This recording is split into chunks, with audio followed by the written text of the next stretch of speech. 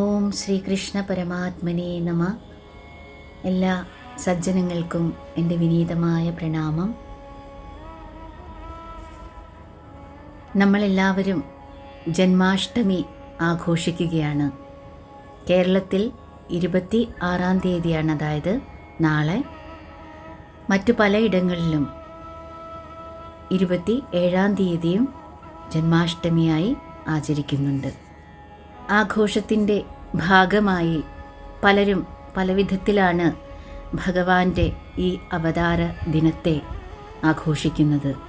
അതിലൊക്കെ ഉപരിയായി നമ്മൾ മനസ്സിലാക്കേണ്ട ഒരു തത്വമുണ്ട്. ഭഗവത് അവതാരത്തിൻ്റെ ഉദ്ദേശ്യം അല്ലേ? ഈ സമൂഹത്തിൽ, ഈ പ്രപഞ്ചത്തിൽ ഓരോ വിധത്തിലുള്ള തിന്മകൾ അരങ്ങേറുമ്പോൾ ഭഗവാൻ പല രൂപത്തിൽ, പല ഭാവത്തിൽ അവതാരം എടുക്കും. എൻ്റെ പരംഭാവത്തെ മനസ്സിലാക്കാത്ത മൂഢന്മാർ എന്നെ അപമാനിക്കുന്നു എന്ന് ശ്രീ ഭഗവാൻ തന്നെ ഭഗവത്ഗീതയിൽ പറയുന്നുണ്ട്. ഭഗവത് കഥാശ്രവണ കീർത്തനാദികളാണ് ജീവിതത്തിൻ്റെ പരമമായ ഉദ്ദേശ്യമെന്ന് പ്രഹ്ലാദൻ പറഞ്ഞത്. ഭക്തി സാധനയ്ക്ക് മനുഷ്യജന്മം തന്നെ വേണമെന്ന് ഇല്ല. അസുരന്മാരും വാനരന്മാരും ഗജങ്ങളും നാഗങ്ങളും ഗോക്കളും മൃഗങ്ങളും എല്ലാം തന്നെ കേവല ഭക്തി കൊണ്ട് ഭഗവാനെ പ്രാപിച്ച കഥകൾ നമ്മൾ ധാരാളം കേട്ടിട്ടുണ്ട്. ഭഗവത് അനുഗ്രഹം വേണമെന്ന് ആഗ്രഹമുള്ളവർക്ക് എല്ലാം തന്നെ ഭക്തിക്ക് അധികാരമുണ്ട്. അപ്പോൾ ഓരോരുത്തരും ചെയ്യുന്ന പ്രവൃത്തികൾ അതിന് അനുസരിച്ചാണ് ഓരോരുത്തരിലുമുള്ള ഭക്തിഭാവം. ഈ ഭക്തിഭാവം എന്നത് ഈശ്വര പ്രേമം തന്നെയാണ്. അപ്പോൾ ചെയ്യുന്ന പ്രവൃത്തിയുടെ ഫലമനുസരിച്ചാണ് ആ മോക്ഷപ്രാപ്തി ഉണ്ടാകുന്നത്, ഭഗവത് പ്രാപ്തി ഉണ്ടാകുന്നത്. സമൂഹത്തിൽ ഓരോരുത്തരും ചെയ്യുന്ന ദുഷ്പ്രവൃത്തികളുടെ ഫലം അനുഭവിക്കുന്നത്, അല്ലെങ്കിൽ സത്പ്രവൃത്തികളുടെ ഫലം അനുഭവിക്കുന്നത് അവർ മാത്രമല്ല. കാരണം ഈ പ്രപഞ്ചം എല്ലാം തന്നെ ഭഗവാന്റെ ലീലയാണ്, ഭഗവാന്റെ ഭാഗമാണ്.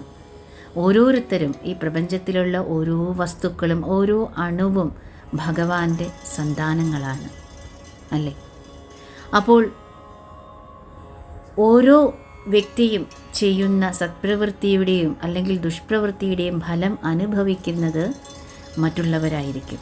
ഇപ്പോൾ തന്നെ നമുക്ക് ചുറ്റുപാടും വീക്ഷിച്ചാൽ നമുക്കത് മനസ്സിലാക്കുവാൻ സാധിക്കും. നമ്മൾ സുരക്ഷിതമാകണമെങ്കിൽ നമുക്ക് ചുറ്റും രക്ഷിതമായിരിക്കണം. അനീതികളും അക്രമങ്ങളും ദുഷ്പ്രവൃത്തികളും കൂടി വരുമ്പോഴാണ് ഈശ്വര അവതാരങ്ങൾ ഉണ്ടാകുന്നത്. ഈ അവതാരം എന്താണ്? അതായത് നമുക്ക് ഇടയിലേക്ക് ഇറങ്ങി വരുന്നു, അതായത് മനുഷ്യരുടെ ഇടയിലേക്ക് ഇറങ്ങി വരുന്നു. അതാണ് അവതാരം എന്ന വാക്കുകൊണ്ട് ഉദ്ദേശിക്കുന്നത്.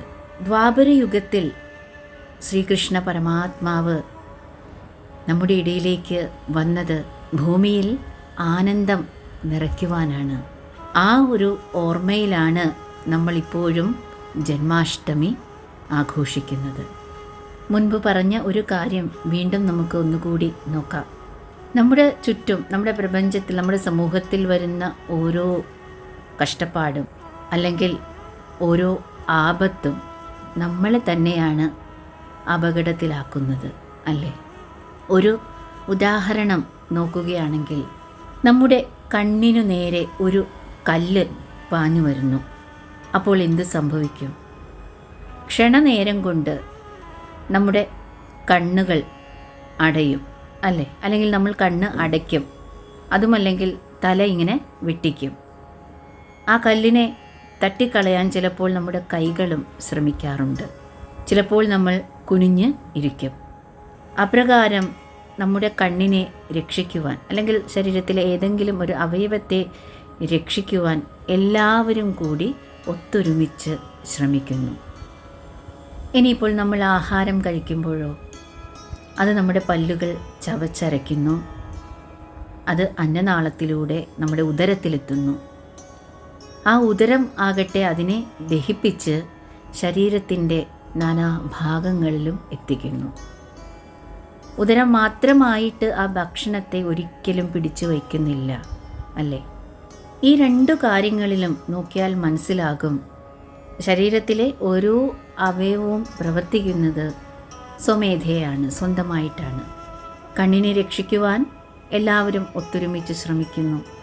അതുപോലെ നമ്മുടെ വയറ്റിലെത്തുന്ന ആഹാരത്തെ അത് നാനാ ഭാഗങ്ങളിലും എത്തിക്കുന്നു. ഈ ഒരു കൂട്ടായ്മ കൊണ്ട്, അല്ലെങ്കിൽ ഈ ഒരു ഒത്തൊരുമ കൊണ്ട് മാത്രമാണ് നമ്മുടെ ശരീരം നിലനിൽക്കുന്നത്. അപ്പോൾ അതിൻ്റെ താളം തെറ്റിയാലോ രോഗാവസ്ഥയിലേക്ക് എത്തിച്ചേരും. അതുപോലെ തന്നെ നമുക്കുള്ള മറ്റൊരു ശരീരമാണ് ഈ പ്രകൃതി, ഈ പ്രപഞ്ചം, ഈ സമൂഹം എന്ന് പറയുന്നത്. ആ സമൂഹമാകുന്ന ശരീരത്തിൻ്റെ ഭാഗമാണ് നമ്മൾ ഓരോരുത്തരും, ഓരോ ജീവജാലങ്ങളും, ഓരോരുത്തരും സഹജീവികളാണ്. ഈ സമൂഹമാകുന്ന ശരീരത്തിലെ ഓരോ അവയവങ്ങളാണ് നമ്മൾ ഓരോരുത്തരും. അപ്പോൾ ഓരോ അപകടങ്ങളെയും തരണം ചെയ്യുവാൻ നമ്മൾ ഓരോരുത്തരും ഒത്തൊരുമിച്ച് ഒരേ മനസ്സോടുകൂടി പ്രവർത്തിക്കണം. അതില്ലാത്തതാണ് ഇപ്പോഴത്തെ ഈ കാലഘട്ടത്തിലെ എല്ലാ അവസ്ഥകൾക്കും ദുരവസ്ഥകൾക്കും ഒരു പരിധിവരെ കാരണമാകുന്നത്. നമ്മുടെ ശരീരത്തിൻ്റെ ഓരോ അവയവങ്ങൾ പോലെ ഏറ്റവും പ്രധാനപ്പെട്ടതാണ് ഈ ലോകത്തെ, ഈ പ്രപഞ്ചത്തിലെ ഓരോ ചരാചരങ്ങളും. കാരണം അവയെല്ലാം തന്നെ ഈശ്വര സൃഷ്ടികളാണ്, ഈശ്വരൻ്റെ ഭാഗമാണ്, നമ്മുടെയും ഭാഗമാണ്. നമ്മളിലുള്ള ചൈതന്യം എന്ന് പറയുന്നത് തന്നെ ആ പരമാത്മാ ചൈതന്യമാണ്, ഓരോ ജീവാത്മാക്കളും. അപ്പോൾ ഓരോരുത്തരുടെയും സുഖാവസ്ഥയിലും ദുഃഖാവസ്ഥയിലും ഓരോരുത്തരും പരസ്പരം കൂടെ നിൽക്കേണ്ടവരാണ്. അപ്പോൾ ഈ സമസ്ത ചരാചരങ്ങളെയും ഒത്തൊരുമയോടെ നിർത്താൻ, കൂടെ നിർത്താൻ ഏറ്റവും പ്രധാനമായിട്ട് വേണ്ടതാണ് സ്നേഹമെന്ന വികാരം. സ്നേഹമെന്ന വികാരം കൊണ്ട് മാത്രമേ ഈ സകല ചരാചരങ്ങളെയും ദൃഢമായി ബന്ധിപ്പിക്കുവാൻ സാധിക്കുകയുള്ളൂ. ഈ സ്നേഹമാകട്ടെ അത് ഈശ്വരനാണ്. ആ ഒരു ഈശ്വര സ്നേഹം നമ്മുടെ ഇടയിൽ ഉണ്ടെങ്കിൽ മാത്രമേ യഥാർത്ഥത്തിലുള്ള ശാന്തിയും സമാധാനവും അനുഭവിക്കുവാൻ നമുക്ക് ഓരോരുത്തർക്കും സാധിക്കുകയുള്ളൂ. മുൻപ് പറഞ്ഞതുപോലെ സമൂഹത്തിൽ വരുന്ന ഓരോ ആപത്തും ഓരോ പ്രശ്നങ്ങളും നമ്മൾ ഓരോരുത്തരെ തന്നെയാണ് അപകടത്തിലാക്കുന്നത്. സ്വന്തം കാര്യം സുരക്ഷിതമാകണമെങ്കിൽ നമുക്ക് ചുറ്റുപാടും രക്ഷിതമായി തന്നെ ഇരിക്കണം. ദ്വാപരയുഗത്തിൽ അക്രമങ്ങളെയും അനീതികളെയും എതിർക്കുവാൻ ഭഗവാൻ അവതാരമെടുത്തതുപോലെ ഓരോ ജന്മാഷ്ടമിയിലും നമ്മുടെ ഓരോരുത്തരുടെയും ഹൃദയത്തിനുള്ളിലാണ് ഭഗവാൻ അവതാരമെടുക്കേണ്ടത്. നമ്മുടെ ഉള്ളിലുള്ള പൂതനയെയും ശകടാസുരനെയും അഘാസുരനെയും നരകാസുരനെയും എല്ലാം തന്നെ ഇല്ലായ്മ ചെയ്യാൻ, ഇന്ദ്രിയ ആസക്തി മൂലമുണ്ടാകുന്ന ദർപ്പം ഗോവർദ്ധന ഉദ്ധാരണത്തിലൂടെ ഇല്ലായ്മ ചെയ്യാൻ, ബ്രഹ്മദേവൻ്റെ അജ്ഞാനം നശിപ്പിച്ചതുപോലെ നമ്മുടെ ഉള്ളിൽ വെളിച്ചം പകരാൻ ആ ഭഗവാൻ വീണ്ടും വീണ്ടും അവതരിക്കുന്നു. അത്തരത്തിൽ മനുഷ്യജന്മത്തിൻ്റെ ലക്ഷ്യത്തെപ്പറ്റി ബോധ്യപ്പെടുത്തുകയാണ് ഈശ്വര അവതാരങ്ങൾ. ആ ഈശ്വരനിൽ സർവവും സമർപ്പിച്ചവർക്ക് ഭക്തി ഒന്നുകൊണ്ട് മാത്രം ഭഗവത് പ്രാപ്തി ഉണ്ടാകുന്നു. ശ്രീ ഭഗവാൻ തന്നെ ഉദ്ധവരോട് പറയുന്നുണ്ട്, പ്രേമം ഒന്നുകൊണ്ട് മാത്രം ഗോപികളും ഗോക്കളും വൃക്ഷങ്ങളും അജ്ഞരായ നാഗങ്ങളും മറ്റു പലരും നിഷ്പ്രയാസം എന്നെ പ്രാപിച്ച് കൃതാർത്ഥരായി.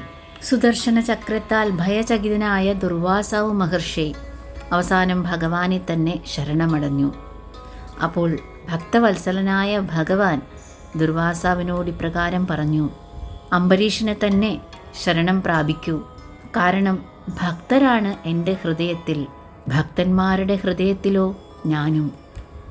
അവർ എന്നെ അല്ലാതെ ഒന്നും അറിയുന്നില്ല, എനിക്കും അവരെ അല്ലാതെ മറ്റൊന്നും തന്നെ അറിഞ്ഞുകൂടാ.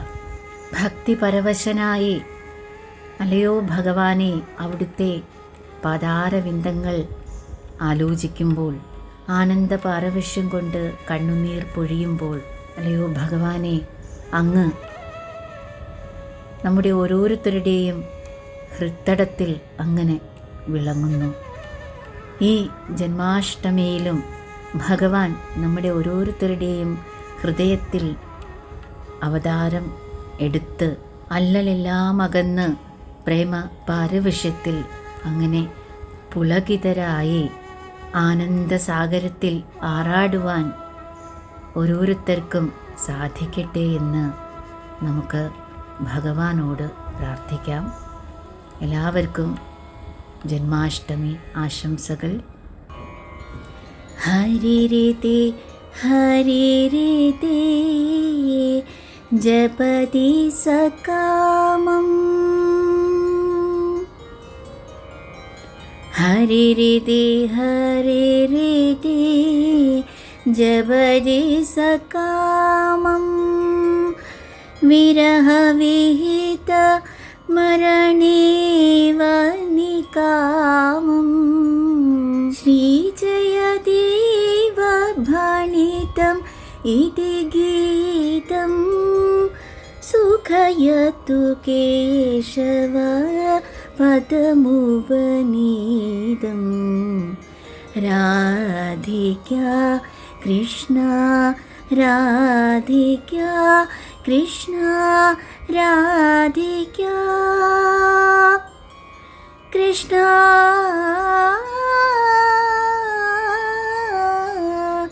രാധികാ.